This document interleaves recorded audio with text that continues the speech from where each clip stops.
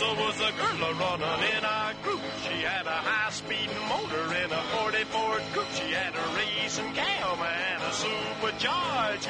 Look out, buddy, hot rod and large. She's a hot rod. She's a hot rod. Your chip shortage. There was even an article not that long ago about closing another plant somewhere for chip shortages in America. And I wondered, why. I just read the week before, I had brought an article in and read it on the air about how North America, had not lost any vehicles of manufacturing to a chip shortage, where there was 80,000 some vehicles lost in Europe due to chip shortage. Now, of course, why are the inventories low? Well, they're low because they're low. And they garner...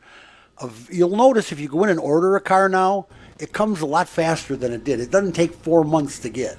Right. Okay, because they've got some sitting around that they're ready to sell you. But those are not in the dealership lots. I'm telling you.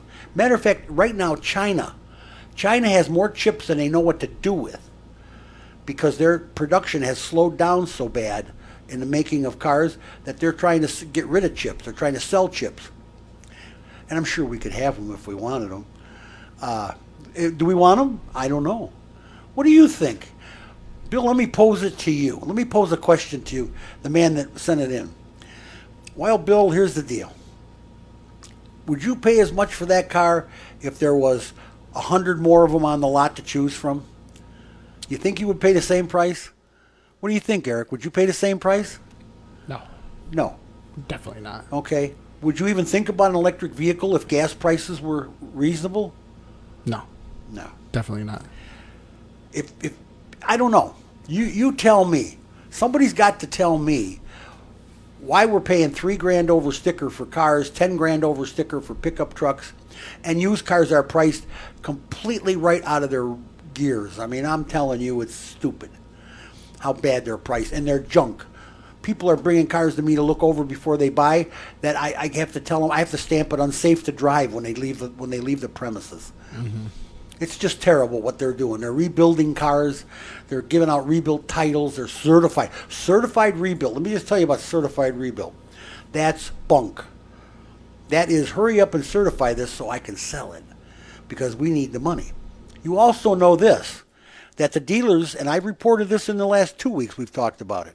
The dealers have made more money. They set records in 2021 for amount of car, not the amount of cars sold, the amount of money made for the year. That, in other words, the profit per car. What does that tell you? They set a record selling less cars. What's that got for you, Eric? Where does that turn your head to? Be careful. I'm telling you, Eric. Do I have to do the disclaimer too myself? No, you're going to have to. Is the disclaimer for the both of us? It's for both of us, All right, yes. Cool.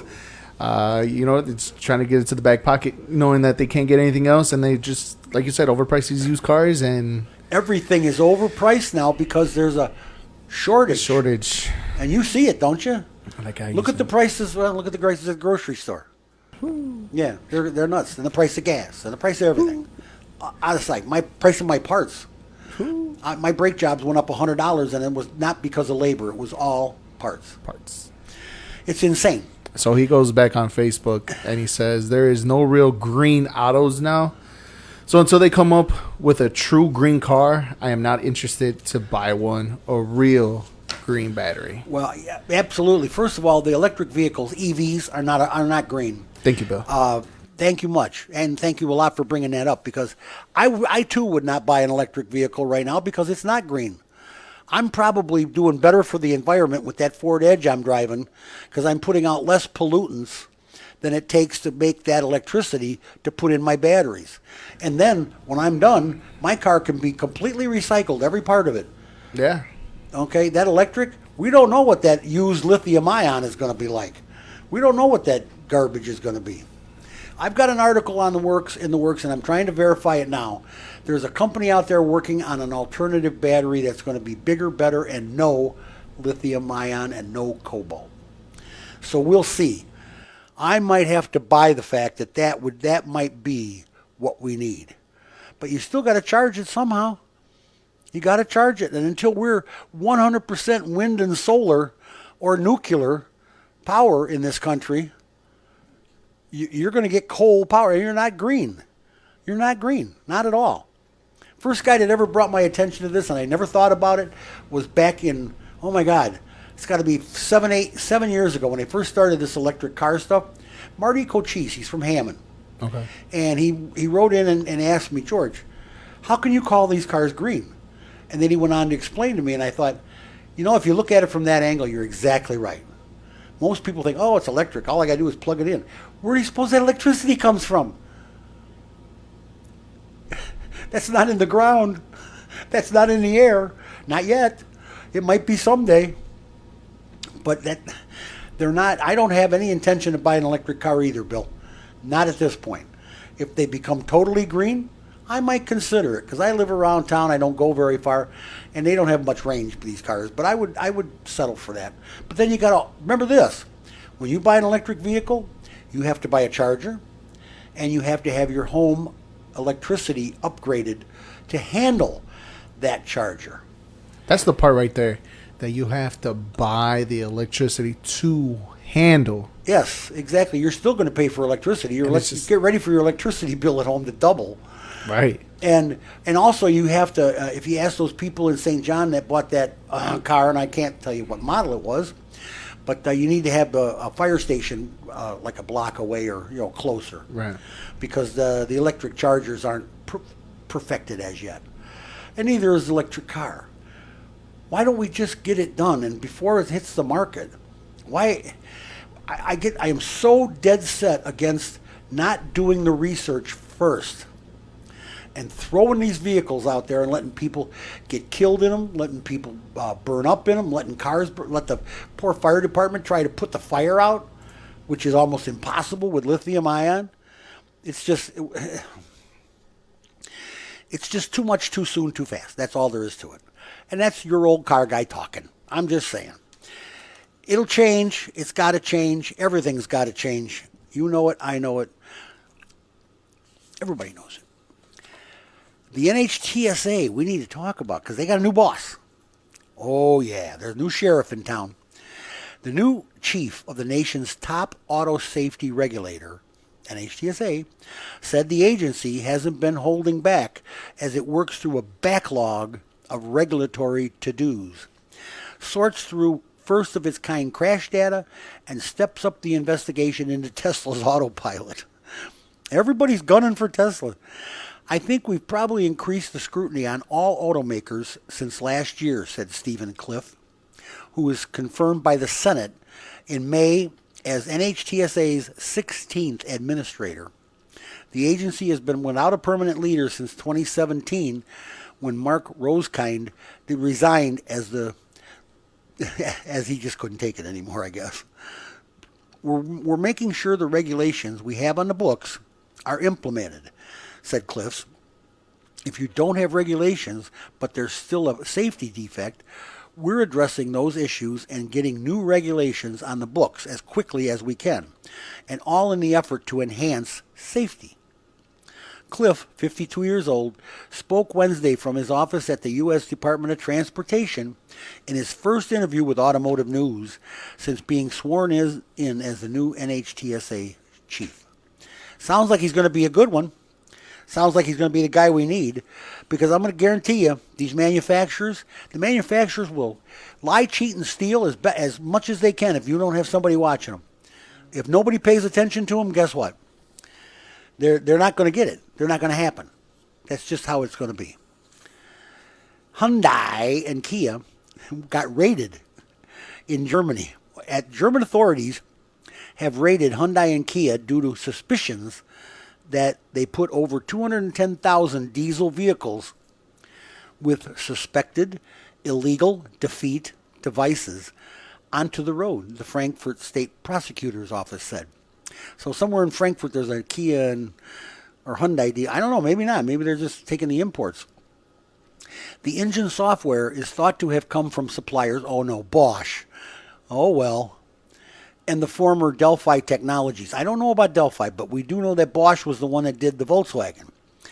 Stinky Gate. Their reason for Stinky Gate. This is Stinky Gate 2, which was acquired in 2020 by Borg Warner. Delphi was, according to the statement. Authorities searched business premises at 8 properties in Germany and Luxembourg in an operation coordinated by the European Union agency Eurojust. Sounds important. A spokesperson for Hyundai confirmed the raids and said the company was working with the authorities. You know, given the opportunity, they're going to do whatever they can to sell their product the fastest and the best way they can and be done with it. You know, you're not going to get a break. You aren't. The consumer isn't. I'm not. And these diesels, there's no reason to have that stinky gate stuff going on again. They have found ways to make them very fuel efficient and very, very clean out the tailpipe. Not totally clean, like an electric vehicle, but clean. Or like a natural gas powered is clean out the tailpipe. Hydrogen is clean out the tailpipe. Propane, clean out the tailpipe. And you don't have to burn any coal to make hydrogen or propane or natural gas. And we got lots of natural gas. Eric, we got natural gas we haven't used yet. Yeah, we do. Yeah. How about solar power? Solar power, you know what, as far as I'm concerned, electric car with solar power, rechargeable by itself, would be the way to fly. But you've got to come up with a technology that's going to recharge that car. That's true. As you're driving. You know, and you know what, you can't have that. You know why? Because you can't sell anybody time for plugging in to charge their car. Because it's already charged up from the sun. You leave it parked out in the sun, it charges your battery. So now you don't have to buy a charging station. You don't have to, or go to a charging station and pay X amount of dollars per half hour or whatever to charge it. Which actually I would do. I would never put a charging station in my home, not after listening to that story from St. John.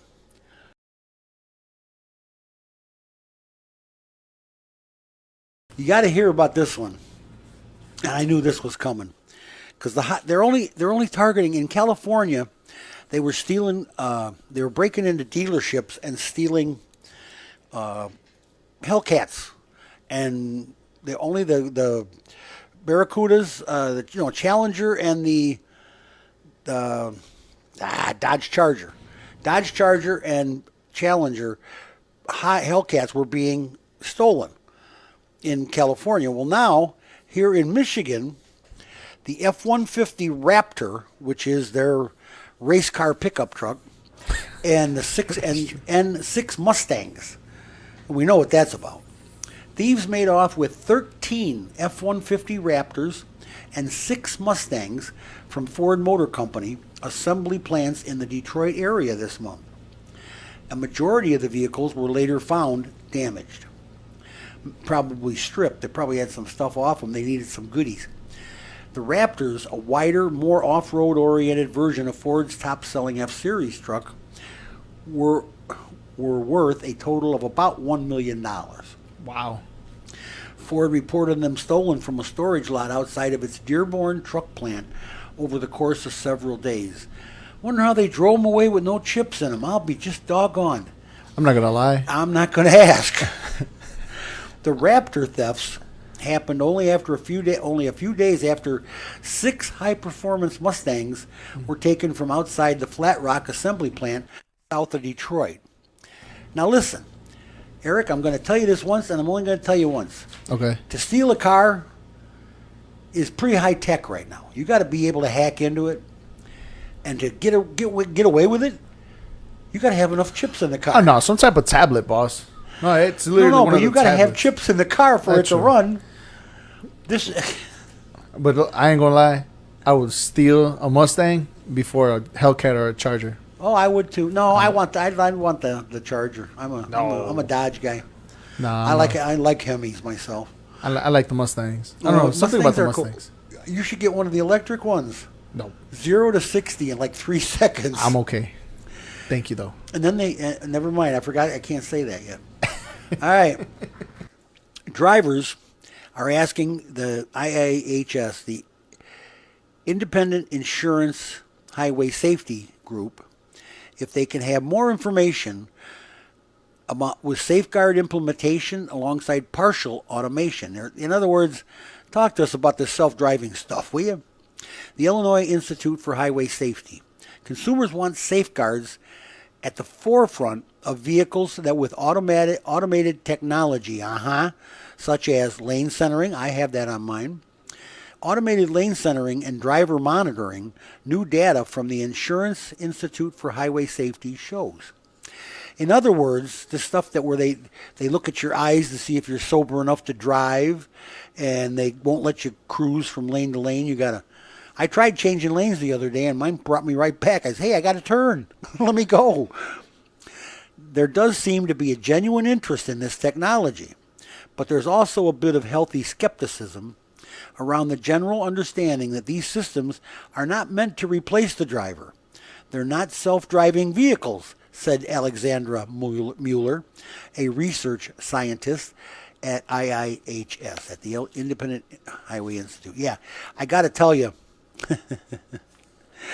the changing lanes, and I'm trying to change lanes and it won't let me. I turn on the turn signal, it still won't let me. I said, come on, you got to let me change lanes.